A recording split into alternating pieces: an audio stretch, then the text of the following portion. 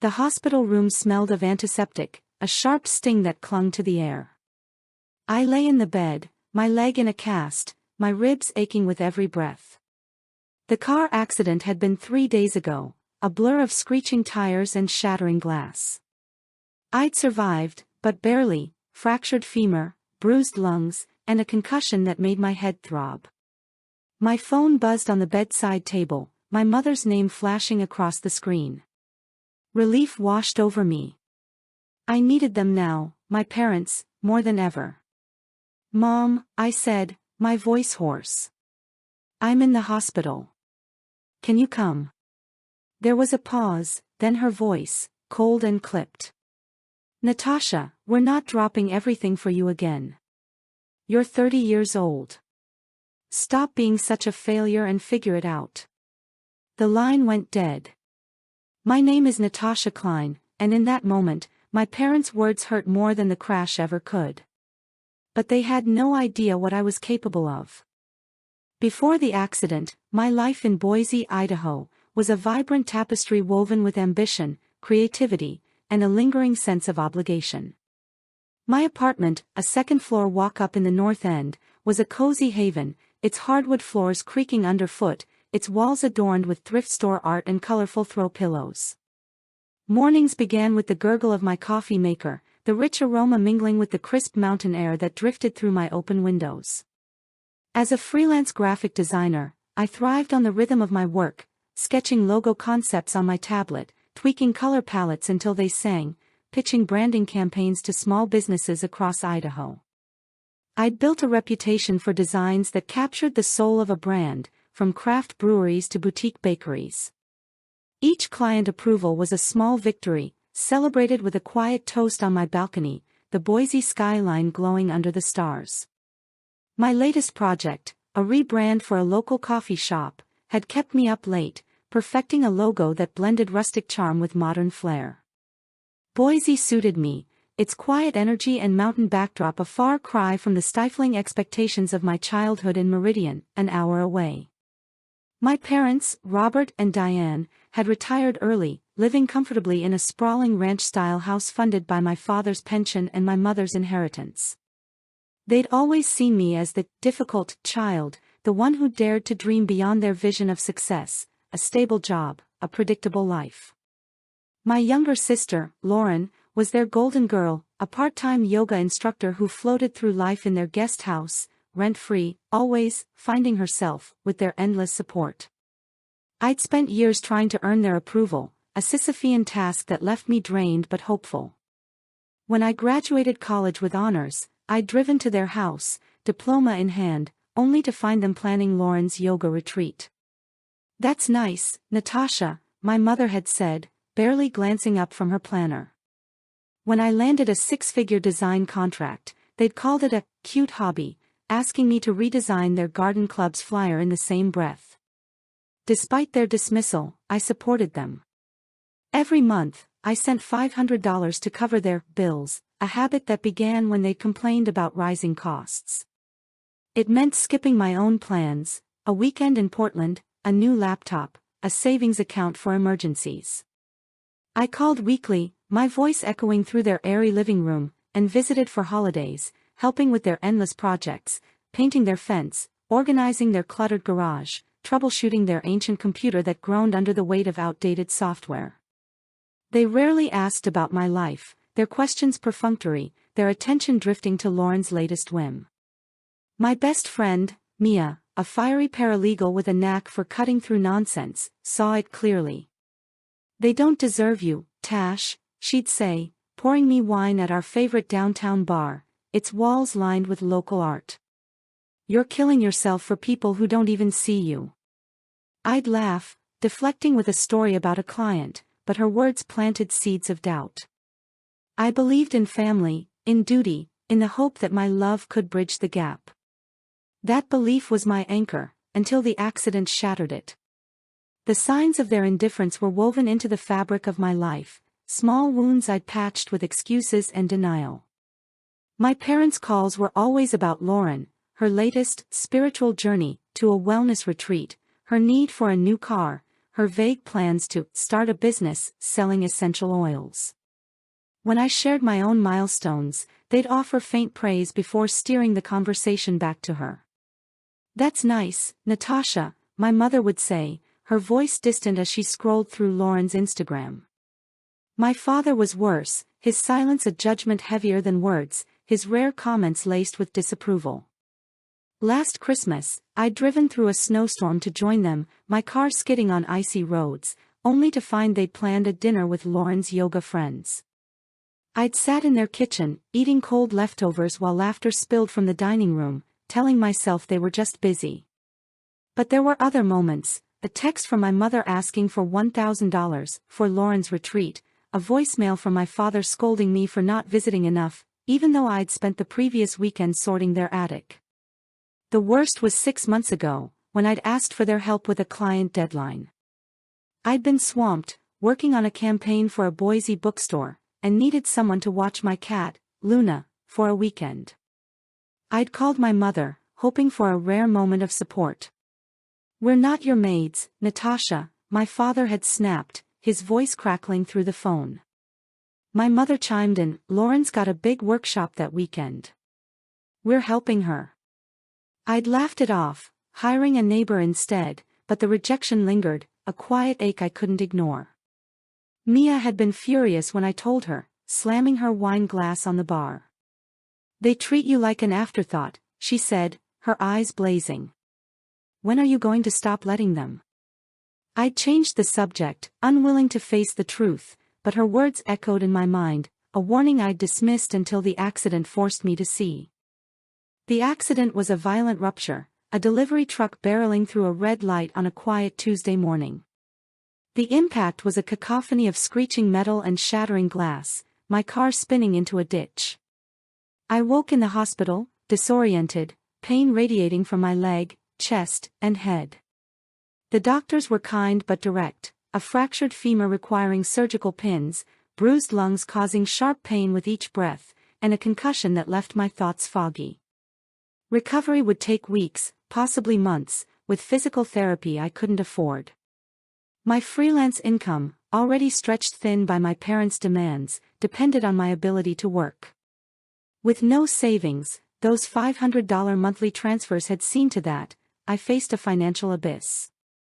I called my parents from the hospital, my voice trembling as I described the crash, the surgery, the fear. I expected comfort, a promise to drive up, maybe a hug. Instead, their words were a blade, "Stop being such a failure." The phone went still, and I stared at it, tears burning my cheeks. The nurse, Carla, a woman with warm eyes and a gentle touch, squeezed my shoulder. "You're not alone, sweetheart," she said. But I felt it, the crushing weight of their abandonment, more painful than the broken bones. The hospital room became my crucible, forging pain into resolve. The fluorescent lights hummed above, casting stark shadows on the tiled floor. I lay there, the cast heavy on my leg, each breath a reminder of my bruised lungs. My mother's voice echoed, failure, cutting deeper than the crash. I let the emotions flood me, shock at their cruelty, anger at their indifference, guilt for believing I could ever be enough. I thought of every sacrifice, the $500 checks, the holidays spent serving their needs, the dreams I'd buried to keep them afloat. And for what? To be dismissed when I was at my lowest. The tears dried, replaced by a quiet fury that burned brighter than the pain. I wasn't a failure. I'd built a career, a home, a life, despite their neglect. They'd underestimated me, but that was their mistake.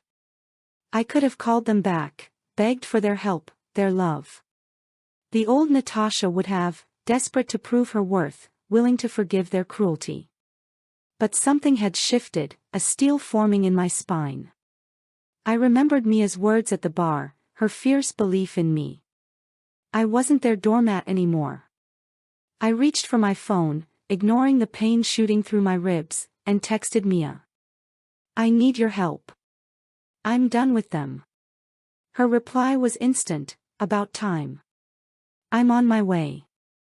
Carla brought me a cup of tea, her smile a quiet encouragement. As I sipped it, the warmth spreading through me, I made a vow. I wouldn't just survive this. I'd show them who I was, not with tears, but with the life I'd build without them. Their rejection had freed me, and I'd make them regret it. Mia arrived at the hospital within the hour, her curly hair pulled into a messy bun, her eyes blazing with determination. She brought a thermos of coffee and a notebook, ready to map out my next steps. "What's the move, Tash?" she asked, settling into the chair by my bed. I took a deep breath, wincing at the ache in my chest. "First, I'm cutting them off. No more money, no more visits. Then, I'm getting back on my feet, without them." Mia nodded, her pen flying across the page. The turning point was a series of calls. I contacted my bank, my voice steady as I canceled the automatic $500 transfers to my parents' account. Each confirmation felt like breaking a chain, freeing me from years of obligation. Next, I called my insurance company, learning they'd cover 70% of my medical bills and provide a small disability payment for 3 months. It was a lifeline, enough to cover rent and groceries if I budgeted carefully. The real game changer was Mia's idea, crowdfunding. "Your clients adore you," she said, her eyes bright. "Let them help. You're not a charity case, you're a fighter." I hesitated, the idea of asking for help foreign, almost shameful. But the hospital bills were mounting, and my leg surgery alone cost $20,000. I agreed, and Mia set up a page, Natasha's Road to Recovery, with a photo of me smiling at a client meeting, my tablet glowing with a design. The description was honest but restrained, detailing the accident and my freelance struggles without mentioning my parents' betrayal. I researched my recovery, reading about femoral fractures and pulmonary contusions on my phone, learning that physical therapy would be critical to regain mobility. Knowledge gave me control, a way to fight the helplessness. I wasn't just reacting anymore, I was planning, and that felt like power. The crowdfunding page went live that evening, and the response was a wave of unexpected kindness. Clients shared the link on social media, their messages flooding my inbox. "Your logo made my brewery stand out, now it's our turn to help," one wrote. A stranger donated $100, commenting, "You're an inspiration." By morning, we'd raised $5,000, enough to cover rent and therapy for a month. Mia managed the campaign, posting updates and thanking donors, while I focused on work. I couldn't design yet, my concussion making screens painful, but I could strategize. I emailed my biggest client, the Boise Brewery, explaining my situation and proposing a simplified campaign I could manage from home, social media graphics instead of a full rebrand. They agreed, sending a $2,000 advance and a note, "We believe in you, Natasha." The money was a bridge, proof I wasn't the failure my parents claimed. But the most personal step was the letter. I wrote it in the hospital, propped up on pillows, my handwriting shaky but determined. "You called me a failure," I began, "but the only failure was thinking I needed your love to be whole. I've given you everything, money, time, my dreams, and you threw it away when I needed you most. I'm done." The words poured out, years of hurt and hope spilling onto the page.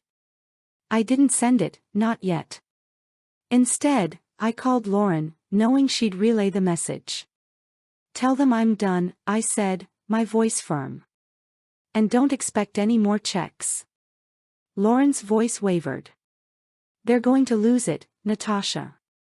That money was for their mortgage." I smiled, though it hurt my bruised face.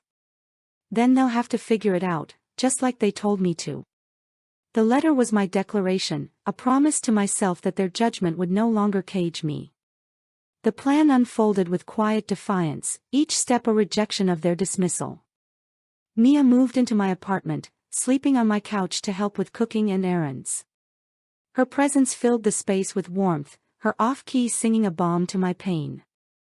The crowdfunding campaign grew, reaching $12,000, enough to cover therapy, medications, and a used laptop to replace my broken one. I started designing again, my laptop propped on a tray table, the brewery's graphics taking shape despite the headaches. The work was slow, each stroke a battle against fatigue, but it was mine, a reclaiming of the creativity my parents had belittled. I didn't tell them about any of it. Let them believe I was broken, that their prophecy had come true. But I sent the letter through Lauren, knowing she'd read it aloud, her voice trembling as she faced their reaction. "They're furious," she told me later. "Mom threw a glass, and Dad's talking about lawyers." I laughed, a sharp sound that echoed in the hospital room. Let them try. Their reaction came the next day, a storm of calls and texts. My mother's voice was shrill in her voicemail. "You can't just cut us off like this, Natasha. We rely on that money. After everything we've done for you." My father's text was colder. "This is ungrateful. You'll regret this when you're alone." I didn't respond, letting their words fade into silence. They tried guilt, sending a group text to our extended family, claiming I'd abandoned them after they'd given me everything. But my Aunt Ellen, who'd always been skeptical of their polished facade, called me. "They're lying, aren't they?" she asked, her voice soft. I told her the truth, the accident, their refusal, the money. She was horrified, promising to spread the word. Their social standing, so carefully curated, began to crack, their invitations to Meridian's charity events replaced by whispers of their callousness. The aftermath was a landscape of struggle and strength. Recovery was a grueling climb, physical therapy sessions left my leg aching, and the concussion blurred my focus, making design work a daily battle. Medical bills piled up, even with insurance and crowdfunding, and I had to ration my disability payments. There were nights I sat in my apartment, the pain in my ribs flaring, wondering if I'd been too harsh, if I'd burned a bridge I couldn't rebuild. But Mia was there, cooking pasta and blasting her favorite punk playlist to lift my spirits. My neighbor, Mr. Alvarez, brought tamales, his stories of raising his kids in Boise a quiet comfort. Clients sent emails of support, some referring new projects, a poster for a local theater, a menu for a cafe. The brewery campaign launched, its vibrant graphics splashed across social media, earning me a contract with a national chain. My parents, meanwhile, were unraveling. Lauren called, her voice tight. "They're selling the boat to cover the mortgage," she said. "They're blaming you for everything." I nodded, unsurprised. "They made their bed, Lauren. Let them lie in it." Without my $500, their lifestyle crumbled. They'd relied on it for luxuries, boat trips on the Snake River, dining at Meridian's upscale restaurants, Lauren's endless wellness courses. Now, they cut expenses, selling assets and downsizing their social calendar. Lauren moved out, forced to get a job at a yoga studio when their support dried up. Socially, their image shattered. Ellen's conversations with our cousins spread the truth, and their country club friends stopped calling. My aunt sent me a long voicemail, apologizing. "I should have seen how they treated you," she said. "We're here for you now." I didn't gloat. Their downfall was their own creation, a mirror of the choices they'd made when they called me a failure. A year later, I stood in my new studio, a small space in downtown Boise with exposed brick walls and a sign reading, "Klein Creative." It was modest, but it was mine, funded by the brewery contract and my blog, Designing Resilience, which had grown to thousands of followers. My legs still ached on cold days, but I walked without a limp, my therapy complete. The blog shared my recovery journey, physical and emotional, alongside design tips, resonating with readers who saw me as a beacon of strength. I'd hired a part-time assistant, a college student named Emma, whose energy reminded me of my younger self. We were pitching to national clients, our portfolio brimming with bold designs. My community, friends, clients, supporters, had become my family, their love a contrast to my parents' absence. They tried to reach out, their messages softer, almost contrite. "We're proud of you," my mother texted. I didn't reply. Their pride was irrelevant, a footnote in a story I'd rewritten. I thought of that hospital room, the antiseptic sting, my mother's voice calling me a failure. They'd thought I'd break, but they were wrong. I'd built a life brighter than their shadows, a testament to my resilience. They were diminished now, their world smaller, their choices a weight they couldn't escape. I stood in my studio, Emma humming as she sorted files, and felt a quiet triumph. What do you do when the people who should love you most turn their backs?